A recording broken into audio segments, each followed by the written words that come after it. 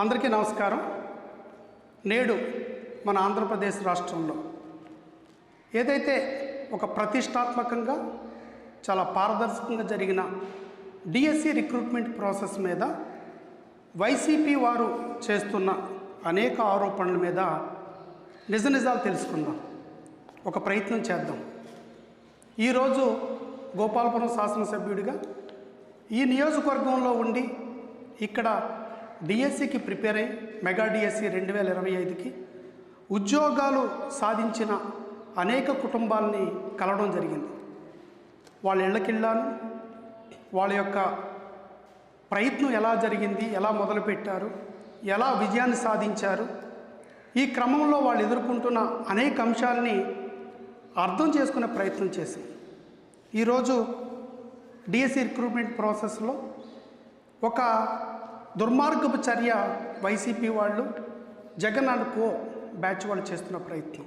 అయితే అసలు ఈ డిఎస్సి రిక్రూట్మెంట్ ప్రాసెస్ గతం నుంచి ఎవరెవరు హయాంలో ఎంతెంత జరిగిందో తెలుసుకునే ప్రయత్నం చేద్దాం. ఇప్పుడు తెలుగుదేశం పార్టీ హయాంలో 1994 నుంచి 2004 వరకు ఈ కాలంలో డిఎస్సి రిక్రూట్మెంట్ ఎంతగా జరిగింది అంటే 1,63,571. తర్వాత కాంగ్రెస్ పాలన వచ్చింది. కాంగ్రెస్ పాలనలో 2004 నుంచి 2014 వరకు జరిగిన రిక్రూట్మెంట్ మొత్తం ఎంత అయ్యా అంటే 8,926. అయితే కేవలం 8,926కు మాత్రమే పరిమితం అయిపోయారు. అదేవిధంగా 2014 నుంచి మళ్ళీ 2019 వరకు చంద్రబాబు నాయుడు గారు పాలనలో 16,701 మందిని రిక్రూట్ చేయడం జరిగింది. సరే, 2019, 2024 వరకు ఉన్న జగన్మోహన్ రెడ్డి గారు ఎవరైతే ఇప్పుడు ఉద్యమాలకి, దొంగ ఉద్యమాలకి, దొంగ దీక్షలకి ప్రేరేపించి హడావిడి చేస్తున్న ఈ వైసీపీ బ్యాచ్ హయాంలో జరిగిన రిక్రూట్మెంట్ ఎంతయ్యా అంటే 0. ఇది జగన్మోహన్ రెడ్డి గారు సాధించింది. తరువాత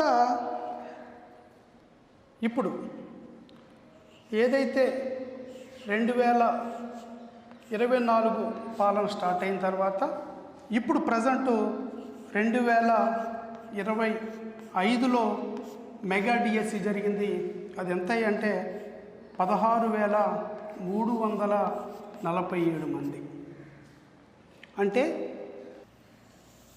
ఇది కానీ అదేవిధంగా ఇది ఇలా తెలుగుదేశం పార్టీ కాలంలో అంటే 2094, 2004 కావచ్చు, అదేవిధంగా 2014 నుంచి 2019 కావచ్చు, అదేవిధంగా 2024 నుంచి ఇప్పుడు వరకు కావచ్చు. మొత్తం ఈ 3 కలుపుకుంటే మొత్తం ఎంత అయ్యా అంటే 1,96,619. ఇది తెలుగుదేశం పార్టీ హయాంలో డిఎస్సి రిక్రూట్మెంట్. అంటే ఈ లెక్కలు మనకి ఏం చెబుతున్నాయంటే ఒక్క కాంగ్రెస్ పాలనలో 2004-14 వరకు 10 ఏళ్ల కాలంలో కేవలం 8,926 మాత్రమే రిక్రూట్మెంట్లు జరిగితే మిగతాదంతా మీరు చూడండి తెలుగుదేశం పార్టీ హయాంలో 1,96,619. ఇది తెలుగుదేశం పార్టీ కానీ చంద్రబాబు నాయుడు గారు డిఎస్సి పట్ల, ఒక టీచర్ వ్యవస్థ పట్ల, అలాగే విద్యా వ్యవస్థని బలోపేతం చేయాలనే ఒక నిబద్ధత పట్ల ఉన్న ఉదాహరణ. ఇప్పుడు జగన్మోహన్ రెడ్డి గారికి మా సూటి ప్రశ్న ఏంటంటే, అయ్యా జగన్మోహన్ రెడ్డి గారు 2019, 2024 వరకు ఒక్క నోటిఫికేషన్ కూడా ఇవ్వలేదు.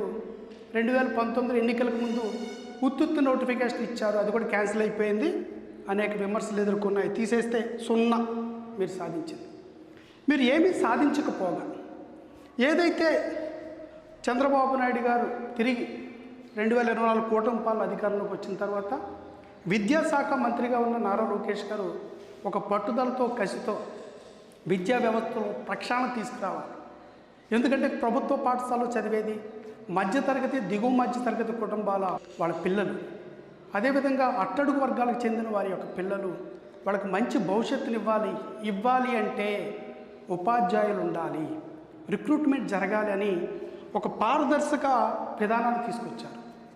ఈ పారదర్శక విధానం వల్ల మెగా డిఎస్సి నోటిఫికేషను 20 ఏప్రిల్ 2025లో నోటిఫికేషన్ వస్తే రిక్రూట్మెంటు 19 సెప్టెంబర్ 2025 వరకు, అంటే కేవలం 152 రోజుల్లో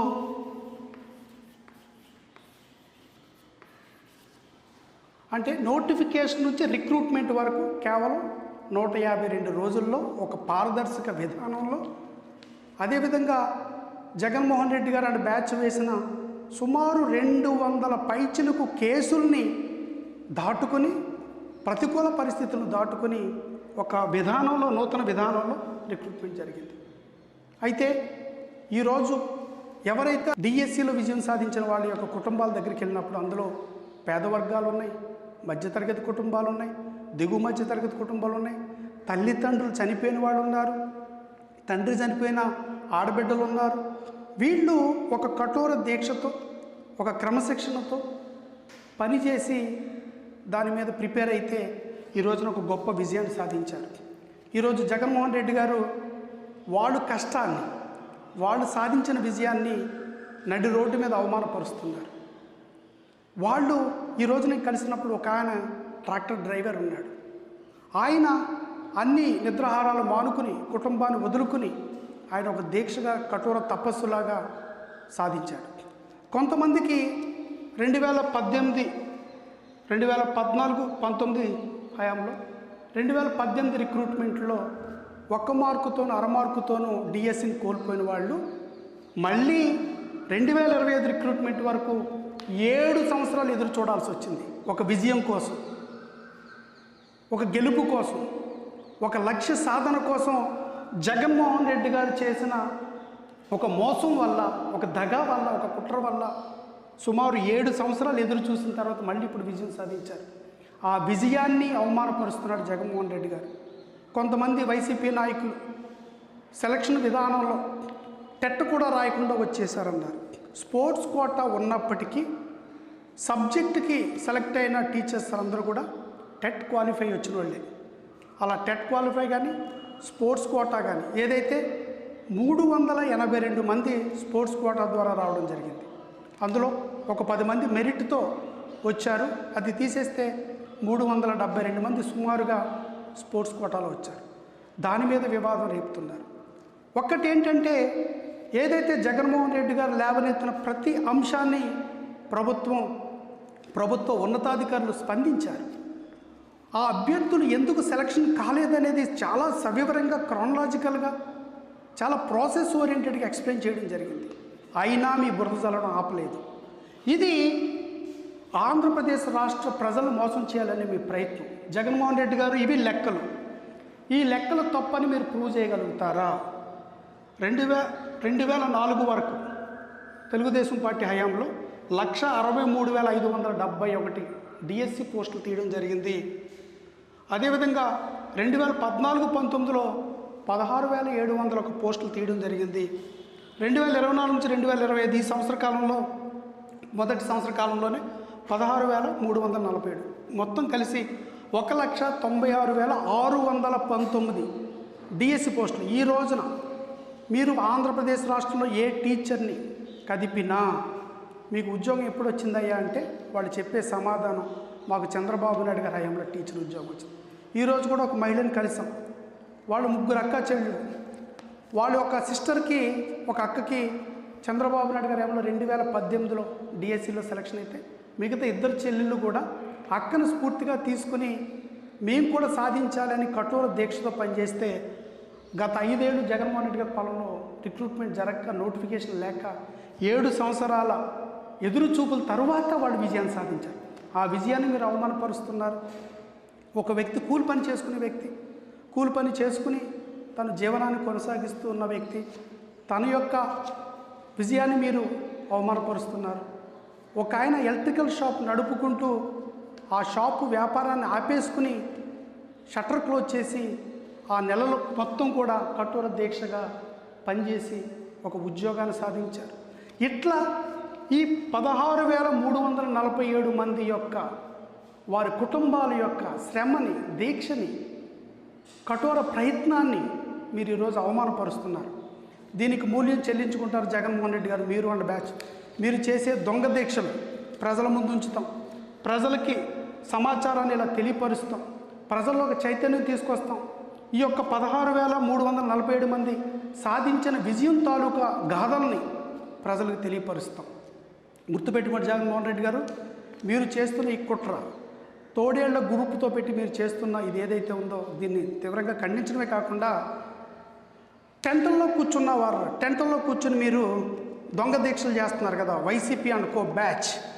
మీకు ఒక సూటి ప్రశ్న, మీ 5 ఏళ్లలో మీరు పీకింది ఏంటి? డిఎస్సి రిక్రూట్మెంట్లో మీరు పీకింది ఏమైనా ఉందా? 2019 నుంచి 2024 5 ఏళ్ల కాలంలో 0 మీరు పీకింది ఏమీ లేదు. మరి సిగ్గు శరం లేకుండా ఏ మొహం పెట్టుకుని జరిగిన ఒక అద్భుతమైన ఏదైతే రిక్రూట్మెంట్ ప్రాసెస్ని మీరు ప్రశ్నిస్తున్నారు. పోనీ ప్రశ్నించేది ఎలా ఉండాలి? శాస్త్రీయంగా ఉండాలి, లాజికల్గా ఉండాలి, ఒక విధి విధానానికి లోబడి ఉండాలి. మూర్ఖంగా ఏమీ అవగాహన లేని మీరు టెట్ అంటే తెలీదు, డిఎస్సి అంటే తెలీదు, రిక్రూట్మెంట్ ప్రాసెస్ తెలీదు, horizontal and vertical reservation process తెలీదు, వెయిటేజ్ తెలీదు, ర్యాంక్స్ తెలీదు. మీరు వచ్చేసి మీ యొక్క బాధని, మీ యొక్క ఆవేదన మేము అర్థం చేసుకోగలుగుతాం. ఎందుకంటే మీరు పూర్తిగా ప్రజలు మీకు ప్రతిపక్ష హోదా కూడా ఇవ్వలేదు, 11 సీట్లు పరిమితం చేశారు. రోజు రోజుకి ఆదరణ తగ్గిపోతుంది. ఏదో ఒక వంక పెట్టుకుని ప్రజల్లోకి రావాలి కాబట్టి ఈ వంకతో మీరు ముందుకొచ్చారు. మీరు కూడా మాకు బాగా దొరికారు. ఎందుకంటే మేము ప్రజలకి సవివరంగా తెలియజేస్తాం, జరిగిన విధానాన్ని తెలియజేస్తాం. మీ ద్వారా ఈరోజు ప్రజలకు ఏమర్థమవుతుందంటే జగన్మోహన్ రెడ్డి గారు, మీరు ఈ ఉద్యమం చేయడం వల్ల మీ హయాంలో 0 అనే అంశం ప్రజలకు ఈరోజు అర్థమవుతుంది. తెలుగుదేశం పార్టీ పాలన వల్ల 1,96,619 మందికి డిఎస్సి ద్వారా టీచర్ ఉద్యోగాలు వచ్చినాయి అనేది అర్థమవుతుంది. ఈ జరిగిన విధానం అర్థమవుతుంది. ప్రభుత్వ ఉన్నతాధికారులు కూడా ఒక్కొక్క కేసు బై కేసు ఎక్స్ప్లెయిన్ చేస్తున్నప్పుడు ప్రజలు దాన్ని అర్థం చేసుకుంటున్నారు. కాబట్టి మీ యొక్క ఆరోపణలు దొంగ ఆరోపణలు, మీ దీక్షలు దొంగ దీక్షలు, మీ బతుకులు దొంగ బతుకులు. మీ బ్యాచే 420 బ్యాచ్. మీ 420 బ్యాచ్ ఇంతకంటే గొప్పగా ఆలోచిస్తారని మేము అనుకోవట్లేదు. ఇది ఏదైతే టీచర్స్ చేస్తున్నా వారందరికీ కూడా మేము బలంగా నిలబడతాం, ధైర్యంగా నిలబడతాం. ఈ 16,347 మంది విజయాలు సాధించిన వాళ్ళ వెనకాల, వాళ్ళ విజయ గాథల వెనకాల వాళ్ళ యొక్క కృషి పట్టుదల మేము ప్రశంసిస్తూ వాళ్ళకి అండగా నిలబడతాం, వాళ్ళకి మనోధైర్యాన్ని ఇస్తాం.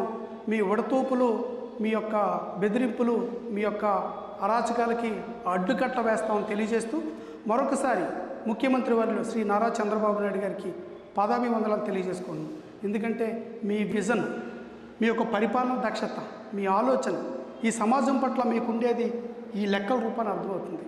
అలాగే నారా లోకేష్ గారు, మీరు ఈ మంత్రిత్వ శాఖ, ఇది విద్యా మంత్రిత్వ శాఖ తీసుకున్న తర్వాత అనేక సంస్కరణలు తీసుకొచ్చారు. టీచర్స్ని 16,347 మందిని మీరు ఇవ్వడం ద్వారా మా అట్టడుగు వర్గాలు చెందిన, మా మధ్యతరగతి దిగుమతి తరగతిన పిల్లలు అక్కడే చదువుకుంటున్నారు. వాళ్ళకి ఈ రోజున మీరు టీచర్లు ఇచ్చారు. వాళ్ళ విద్యా విధానంలో సమూల మార్పులు రాబోతున్నాయి. ఒక నాణ్యమైన విద్యను అందించబోతున్నారు. అలాగే బ్యాగులు, యూనిఫామ్లు, షూ మీరు ఇచ్చినవి, అలాగే సమతుల్య మధ్యాహ్న భోజన ఆహార పథకం, డొక్కా సీతమ్మ ఆహార భోజన పథకం, అలాగే ఒక సంస్కరణ తీసుకొచ్చారు, నో బ్యాగ్ డే సాటర్డే. ఇట్లాగే అనేక తీసుకొచ్చి మీరు చేస్తున్న సంస్కరణలకి మేము కూడా నిలబడతాం. మీ అనుచరుడిగా, నారా లోకేష్ గారి అనుచరుడిగా నేను గర్వపడుతూ మీ యొక్క లక్ష్యాన్ని చేరుకోవడానికి మేము సైతం మీతో పాటు అడుగులేస్తామని తెలియజేస్తూ, మరొకసారి ఎవరైతే టెంట్లలో కూర్చున్న వాళ్ళు రోడ్డు మీదకి వచ్చి గోల చేసే వైసీపీ బ్యాచ్ ఒక్కటే ఒక్క ప్రశ్న, డిఎస్సి అంటే మీకు తెలుసా? రెండో క్వశ్చన్, టెట్ అంటే ఏంటో తెలుసా? అసలు దీని విధి విధానాలు ఏంటో మీకు తెలుసా? ఒక సెలక్షన్ ప్రాసెస్కి ఏమేమి అంశాలు పరిగణలోకి తీసుకుంటారో మీకు కనీస అవగాహన ఉందా? తర్వాత ఒకే ఒక్క ప్రశ్న ఏంటంటే సూటిగా సుత్తు లేకుండా, మీరెందుకు ఒక్క పోస్ట్ కూడా ఇవ్వలేదు? సిగ్గులేదా మీకు? మీ 5 ఏళ్లలో ఒక్క డిఎస్సి ఒక్క నోటిఫికేషన్ కూడా ఇవ్వకుండా, ఒక్క పోస్ట్ కూడా రిక్రూట్ చేయకుండా, సిగ్గు లేకుండా వచ్చి మీరు ఉద్యమం అని దొంగ ఉద్యోగాలు చేయడానికి సిగ్గుందా? ఆత్మపరీక్ష చేసుకోండి, ఆత్మపరిశీలన చేసుకోండి, ఒక్కసారి మిమ్మల్ని మీరు ప్రశ్నించుకోండి అయ్యా. ఓకే, మీకు జ్ఞానాన్ని ఆ దేవుడు ప్రసాదించాలని, అలాగే బుద్ధిని కూడా మీకు ప్రసాదించాలని ఆ భగవంతుడిని కోరుకుంటూ ఒక్కసారి మీరు వెళ్ళే ముందు ఈ యొక్క అంశాలను మీరు ఆత్మపరిశీలన చేసుకోండి, మిమ్మల్ని మీరు ప్రశ్నించుకోండి. అలాగే మీరు ఎన్ని అంశాలు లేవనెత్తుతారు అన్నిటికీ ప్రభుత్వ ఉన్నతాధికారులు మీకు సమాధానం ఇస్తున్నారు. రెండవది, ప్రజాస్వామ్య వ్యవస్థలో ఒకటి చట్టాలు చేసే వ్యవస్థ ఉంటుంది, ఆ చట్టాలను అమలుపరిచే వ్యవస్థ ఉంటుంది. ఈ రెండిట్లో కనుక ఎక్కడైనా లోపాలు ఉన్నా, రాజ్యాంగానికి వ్యతిరేకంగా ఉన్నా, ప్రజాస్వామ్య వ్యవస్థకు వ్యతిరేకంగా ఉన్న ఈ రెండిటిని పరిశీలించడానికి, సరిచేయడానికి కోర్టులని ఒక వ్యవస్థ ఉంది. కోర్టులు ఉండే వ్యవస్థ నిజంగా ఇందులో తప్పిదాలు జరిగితే కోర్టు చూసుకుంటుంది. అదొదిలేసి మీరు ఏదో జరిగిపోయింది, అన్యాయం జరిగిపోయింది, అవినీతి జరిగిపోయింది, పేపర్ లీక్ అయిపోయింది, ఎంత దుర్మార్గంగా వెళుతున్నారంటే మీ మూర్ఖత్వం. అంటే ప్రజాస్వామ్యం మీద ముందు మీకు అవగాహన లేదు, ప్రజాస్వామ్యం అంటే గౌరవం లేదు మీకు. నిజంగా మీరు బాధ్యతలు ఎవరైనా ఉండుంటే, బాధ్యతల పక్షాన మీరు నిలబడాలనుకుంటే, నిజంగా న్యాయ వ్యవస్థ ఉంది, అవి వదిలేసి రోడ్ల మీదకి వచ్చి ఈ యొక్క దొంగ దీక్షలు ఎవరిని మోసం చేయడానికి మరొకసారి హెచ్చరిస్తున్నాం. ప్రజలకు ఇవన్నీ వివరిస్తాం, ప్రజల్లోకి వెళ్తాం, ప్రజల్లో చైతన్యం తీసుకొస్తాం. ఏదైతే ప్రజల అమాయకత్వం మీరు వాడుకోవాలనుకుంటున్నారో మీకు అడ్డుకట్ట వేస్తామని తెలియజేసుకుంటూ, మరొకసారి శ్రీ నారా చంద్రబాబు నాయుడు గారికి మీకు పాదాభివందనాలు. ఎందుకంటే మీ హయాంలో 196,619 ఉద్యోగాలు, డిఎస్సి ఉద్యోగాలు ఇచ్చారు.